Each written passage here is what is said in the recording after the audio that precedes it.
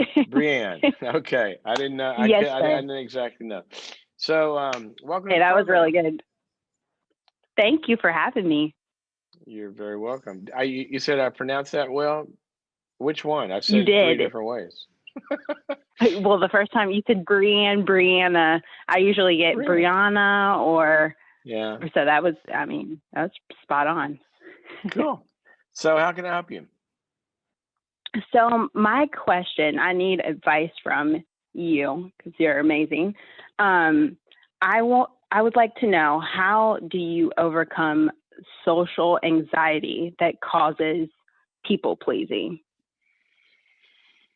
How do you overcome social anxiety that causes people? Usually, social anxiety doesn't cause people pleasing. It relieves it. See, Right? I don't It's know. like I'm afraid of people pleasing, so I have social anxiety, so I avoid people, and so problem solved. Yes. Is that So what you I do? used to consider I do, and it's to the point like I'll have my husband um like answer my phone. I'll have my husband like talk to our son's teachers.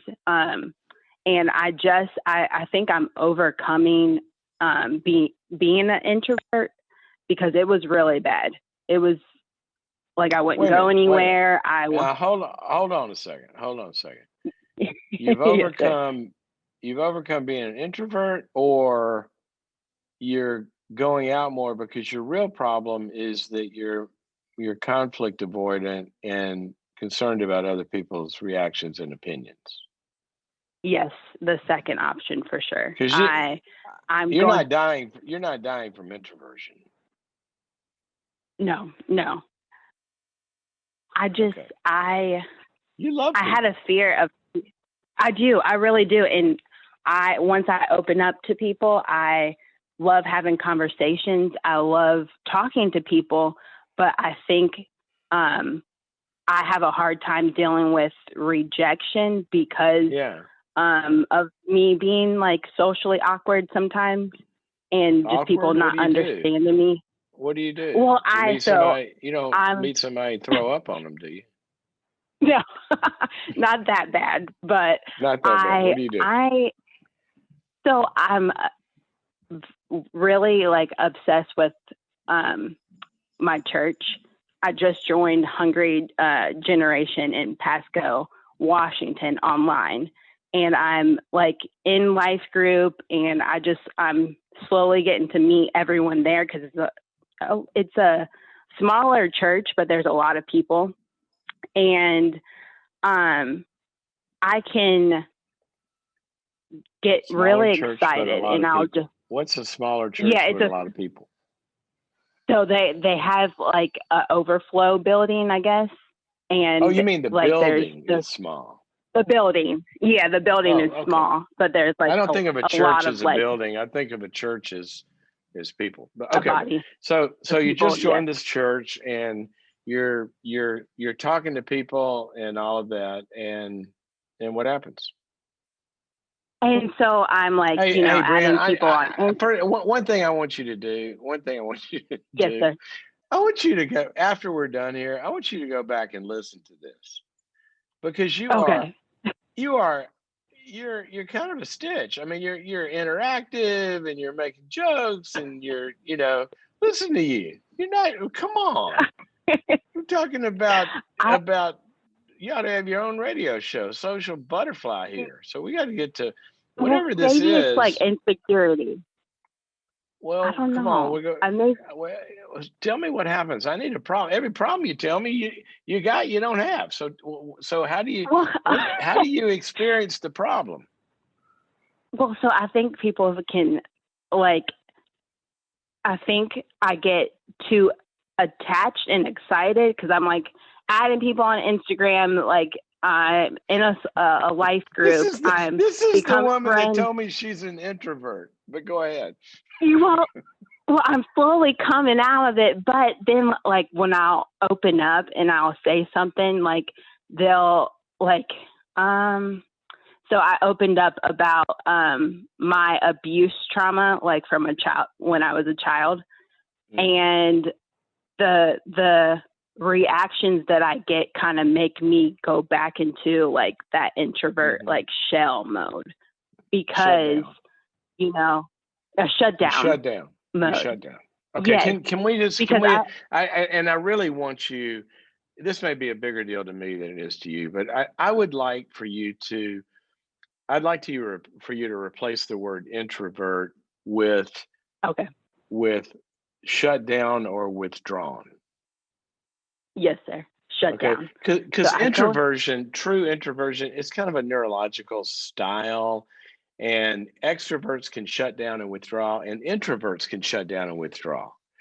Okay, so okay. the reason I want you to change that is not just to be technically accurate. The reason I want you to change that is because I want you to gain control. Okay.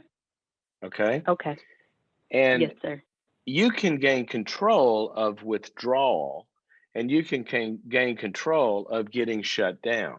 And that's what we're going to do here. All right. Okay. Start a path of Okay. thinking about, wait a minute, this is something I do to protect myself because, and I'm going to make a Okay. leap here, and you're going to tell me if I'm right or not. When you were experiencing whatever kinds of abuse, what kinds of abuse did you experience? You said you had an abusive past. Yes, sir. So when I was 8 years old, I was sexually abused by a family member, or like really close family member, and physically abused. And then I lost my By the mom same in family 2000 member? By the same family member, physically abused? by the same family member. Oh yes. And my mom what didn't would know. what would trigger the abuse, the physical abuse? What would trigger that? I'm not sure. Like I'm not sure if he was abused. No. I'm not sure. No, I'm sure stuff happened to him.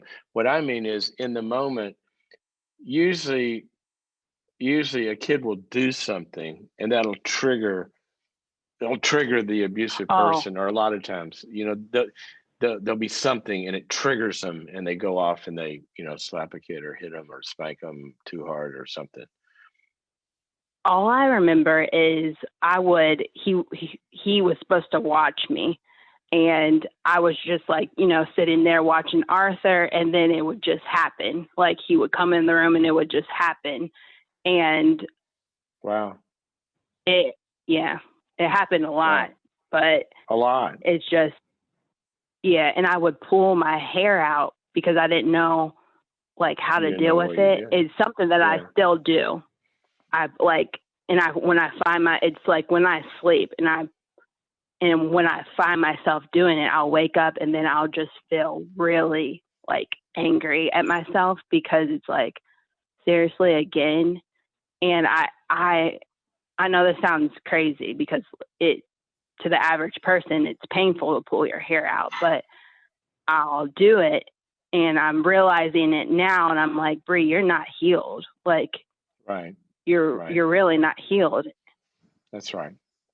And can I start with, first of all, in this topic, I'm not the average person. It doesn't sound weird to me at all. And it, because what you are talking about is, a common kind of path of the traumatized brain and how it works. And especially when you see these things in sleep, a lot of times people with significant PTSD, they will have a lot of this happens in sleep because for a number of reasons, you're that's when your mind really has a chance to start to try to work through things. That's why, EMDR works, because it gets the eyes kind of working in REM sleep patterns. It's where you work through this. So can I back us up now to the beginning? Oh, yes, And sir. you said you have a problem with social anxiety, which I understand you avoid things. You said it's introversion, and we talked about that. But I'm going to say that the big thing that I would suggest you go really continue to do more work on, which it sounds like you've done some, but I think that you really need some real, what they call trauma informed counseling, Okay. and go see somebody that really understands how to resolve PTSD. Because Okay. my see what happens is when somebody has PTSD, then the brain has not had a chance to, lack of a better word, just to process all that trauma. And the definition Yeah. of PTSD is when you've had a life experience that was outside of the realm of normal life experience. All right. So, for example, Yeah. it is a normal life experience for somebody to die, right? We lose people. I lost people when I was a child, and I'm not talking Yeah. about like a mom or dad. That is traumatic, but Uncle Lonnie dies or somebody. Okay, death is a part of life. Okay. Death, unless it's a key attachment, it's part of life. But if you're in Iraq and you see your buddy get blown up in front of you, that's outside of the realm of normal experience. So Yeah. when a child gets abused, that's not supposed to happen. So the Yeah. brain instantly has an explosion of all sorts of chemicals, in the adrenal system and cortisol and all this kind of stuff. And what that does is it serves as a glue or an ink, and it binds that memory to a certain physiological part of the brain, in the hippocampus.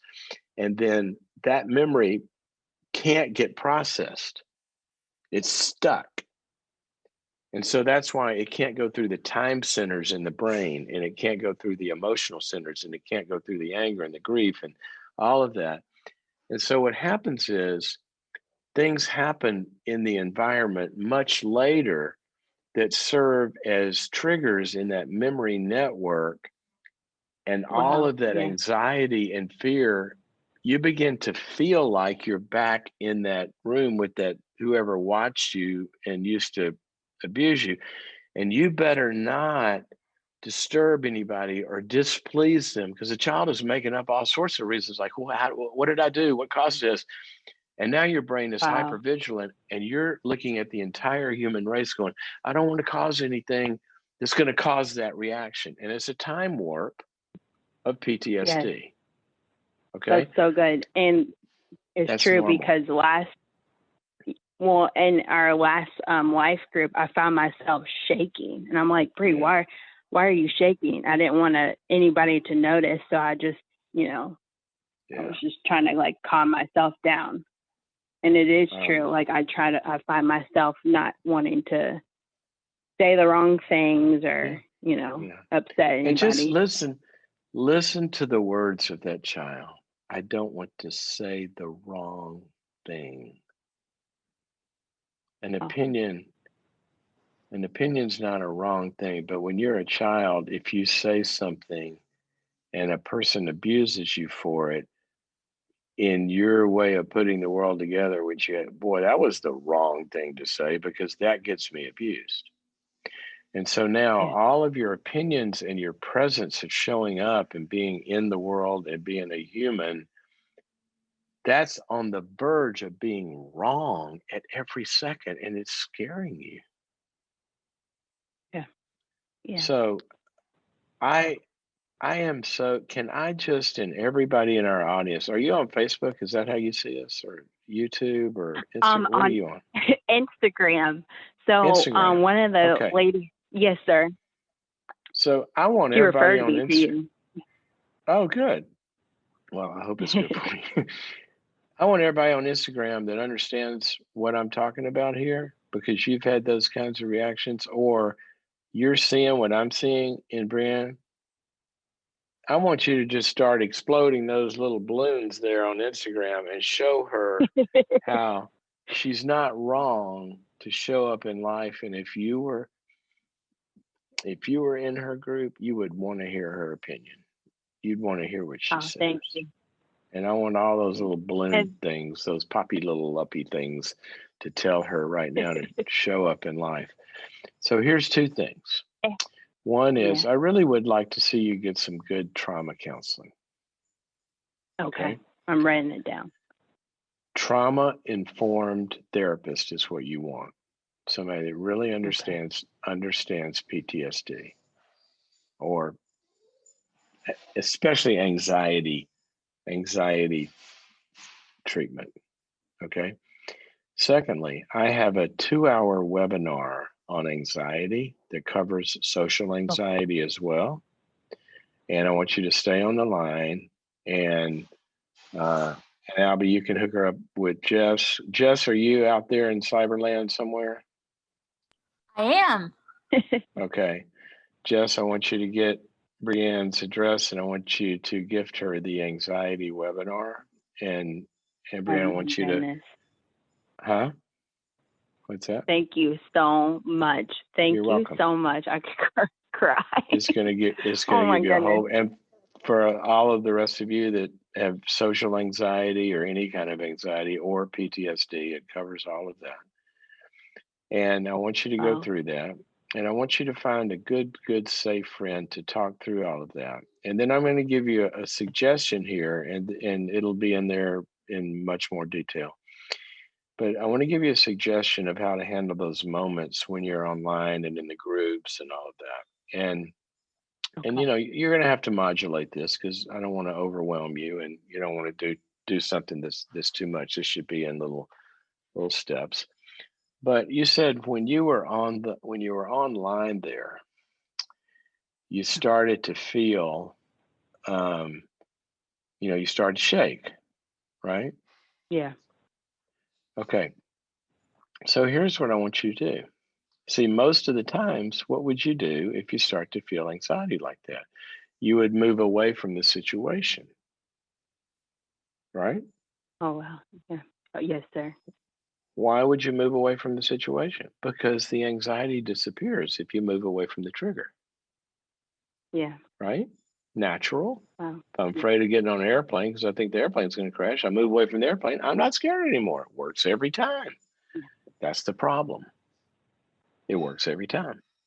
So, what we're training our Oh, brains is, if we don't do what makes us uncomfortable, then A, I'm going to keep avoiding because that makes me feel better. But B, we're also reinforcing the brain's belief that being there in that group is as dangerous as being with an abuser when you're a child. And your brain needs to yeah. learn that that's not true. So the way you do that is, you're going to be in that moment, and these moments are going to come, and you're going to start to feel anxious. All right. What most people do is they'll shut down or withdraw, or they'll try to talk themselves out of the anxiety. Don't be afraid. Don't be afraid. Don't be afraid. Don't be afraid. This stuff. Okay. That anxiety is coming from a part of your brain that doesn't have any ears. You can't control it, Yeah. right? It just happens. So what you've got to do is, I want you to work on not being afraid of being afraid. Okay. So Okay. you sit there and you start to feel anxious, and you go, oh, yeah, there it is. There's that feeling. My heart's beating fast. Not going to kill me. It's fine. Yeah. I'm still listening. And you just stay involved in the group. Let your heart go crazy over here. Say, I'll talk to you later. Ignore it. You can't stop it. It's like my dog barking back in the other room. You might have heard her a little while ago. I didn't do anything. Just let her bark. Let that anxiety be there. Let your chest tighten. Let your heart rate go up. It's not going to kill you. You're not going to be afraid of it anymore. Then you're going to get engaged. And what is going to happen is, over time, it's going to go like this. Yeah. And the anxiety is going to go down. The engagement is going to increase. And your brain, one day, gradually, like the sun coming up, is going to go, huh, these groups aren't really, they're not going to kill me. They're not Yeah. abuse. And your brain relearns. But anyway, I want you Okay. to get the anxiety seminar and look through that. All righty. I'm so grateful. And I just wanted to say, the group, like, they're such amazing women. They're so down to earth, so so kind. And I'm actually really close with, her name is Lilia, and she sent me a book, Forgiving What You Can't Forget, which was the other day. And I'm going to start reading that. But it's just my body, like you said, wasn't responding to, I guess, I don't know. It just wasn't responding to what you were the way telling that me, it does. right? Yeah.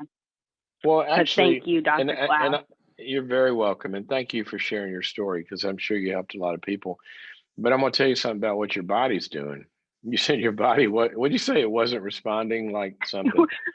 Correctly. It's like Okay, when stop. That's the it was sentence I want. That's the sentence I want. Your body was responding 100% correctly. It okay. it always does. It always does. It is a Yes, machine. sir. So your body, when it is abused, it is supposed to make you feel so scared that you'll get the hell out of there. It's called fight Yeah. or flight. Yeah. Oh So yeah. it's doing doing its job. Now, what the problem is that now it's not your body. Now your mind has come to believe that the fear and the trigger is the danger. And so your body is now going to these interpretations of memory networks and everything of I'm in danger. And it's doing exactly what it's supposed to do. So what we got Yeah. to do is your mind and your body in this dance that they're perpetually in, they got to work this thing out to where your mind learns that, oh, this isn't abuse. And your body goes, oh, you're right. Let's enjoy this group. And there's a very proven process to do that. And the anxiety seminar will tell you what that is. Okay. Okay. Thank All you right. so much. Thank you so much for sharing You your made my day. story. Well, you made a lot of other people's days as well by sharing your story. That's one of the things that we talk about here a lot. And I thank the audience. Um, you know, there's just no way. I can't, for those of you who have never been in the power that a good process oriented group has, I I just pray that you experience that. See what happens here, and you'll see this, as you listen to the calls. We've had a few calls today. We have them every day of people that are going through something, and they tell their story in the context of other people. Now we don't all have the same particular context situation. You know, we don't have the we don't have the same husband that Cheryl had, or we don't have the same, circumstances that got us out of touch with our dreams that Kristen had, or Breanne's. We're not joining an online group that makes us have. But who doesn't have the experience of that circumstances have caused you sometimes to lose your own heart? Who doesn't have the experience of sometimes difficult relationships that are able to reduce you to owning less of your life and your property and to be in control of it than you would if you weren't with that difficult person in that situation? Who doesn't have the experience of running into some circumstance that wants to make you shut down or withdraw, or do the opposite, get aggressive and fight it? See, these are one of my favorite verses is when Paul says all these things that we read about, these are common to mankind, not the circumstances, but the existential experiences of alienation, isolation, judgment, condemnation, shame, control, manipulation, abuse, oppression, condescension, inferiority, superiority, despair, anxiety, stress, trauma, fear, disorganization, incapacity to release something, down a line that brings about a result, getting stalled out, fight, flight, freeze. I could go on, but that's enough crap for us to have to deal with. That little list right there. Everybody can identify with that. If I put that list on a web page, might not be having it today, but we could all go check. Because all of that stuff is common. That's not the point. The point I want to help you to be aware of here, look at the time right now, we got to stop, unfortunately, is that telling our stories with each other and to each other lets us experience that they are common to mankind. Okay? And once we find out you're in a group and you start to talk, oh, I felt that before. When did you feel? Well, I felt it with my aunt, or I felt it with my boss, or I've never felt that before, but I had a situation like you're talking about that made me feel this. See, once we start to share, here's what gets broken down. The isolation in your experience. Because now we get joined together and we're on a journey together. We're what has been referred to as sojourners. We're on a journey together. One of my favorite verses is when Jesus said, talking about the shepherd, and he said, the shepherd will leave the 99 sheep to go find the one that's lost. What does lost mean in that scenario? Well, they're separated from the tribe. They're separated from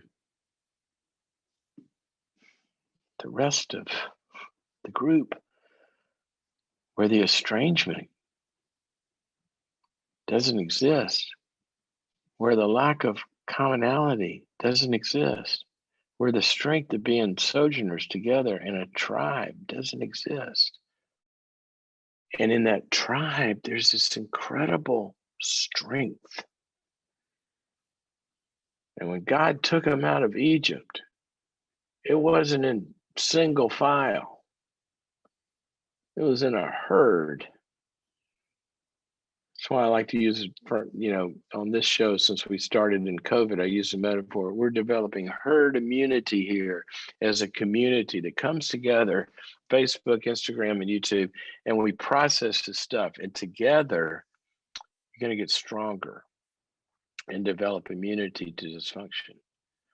So why am I saying all this? Because just in a few calls, we see how, and many of you are probably experiencing this, and I want you to go on Facebook and just share a few sentences, if you can identify with this, that just to hear somebody's story and just to join in is a powerful, powerful, powerful dynamic that I want you to have, not just on this program, I want you to have it somewhere in your life, in an online group, in a socially distanced in this area, however you can begin to share with a few people where you're all sharing your experience in a safe place with good ground rules that doesn't infect you. Okay. There are gatherings that will infect you. Is COVID a great metaphor for that? Absolutely. And we need to be quarantined from infection. So don't go sit with a group that is condescending, judgmental, controlling, put downs, know it alls, people that don't share their own pain, people that always have answers for everybody else. Go on boundaries.me and look at my course there on safe people. I don't want you to go to a group where you're going to get infected. Don't do it. But I do want you to go to a group where it's like an operating room. Many of you know I had a knee replacement this year. I went to an operating room. There's a group in there. And guess what all those people did before they walked into that room?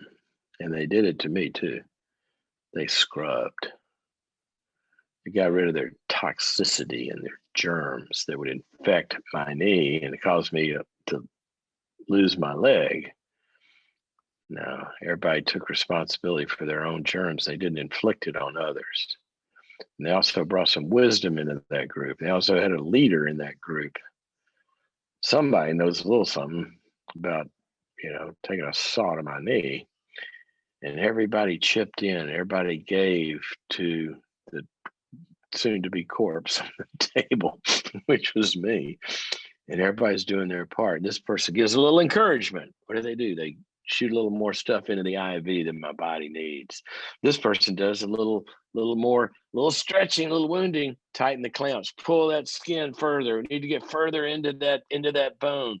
And there's somebody really does a heavy confrontation, but he wounds to heal. One of my favorite verses, Proverbs says that the kisses of an enemy are bad, but the wounds of a friend are better than the kisses of an enemy. And sometimes you're going to be in a group, it's safe, it's clean, people know what they're doing, and they're going to tell you some hard things to hear.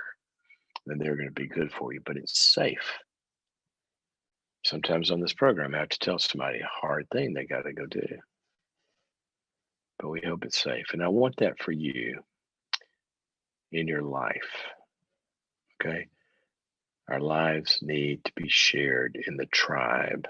And if you're the lone sheep off the path, that's where the wolves are able to get the sheep. They don't come attack the herd. They go drag one off or find one that's alone.